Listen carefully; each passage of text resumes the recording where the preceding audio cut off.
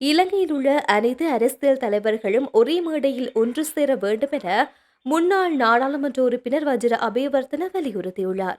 நாட்டின் எதிர்காலத்தை பாதுகாக்கவும் இளைய தலைமுறையை தவறாக வழிநடத்தப்படுவதை தடுக்கவும் இந்த நடவடிக்கை எடுக்கப்பட வேண்டும் என்று தெரிவித்துள்ளார். ஊடகங்களுக்கு கருத்து தெரிவித்த போது அவர் இதனை தெரிவித்துள்ளார். இது தொடர்பாக அவர் மேலும் தெரிவிக்கையில், இந்த மேடை வெறுப்பு, கோபம், பொறாமை மற்றும் பேராசை இல்லாது இருக்க வேண்டும் என்றும் வலியுறுத்தியுள்ளார். இந்த முயற்சியின் முன்னாள் ஜனாதிபதி ரணில் விக்ரமசிங்க தலைமை தாங்க முடியும் என்றும் அவர் பரிந்துரைத்துள்ளார். அத்தோடு நாட்டின் எதிர்காலத்துக்கான தேசிய தலைமை ஒற்றுமைக்கும் முன்னுரிமை அளிக்க வேண்டும் என்றும் அவர் வலியுறுத்தியுள்ளார்.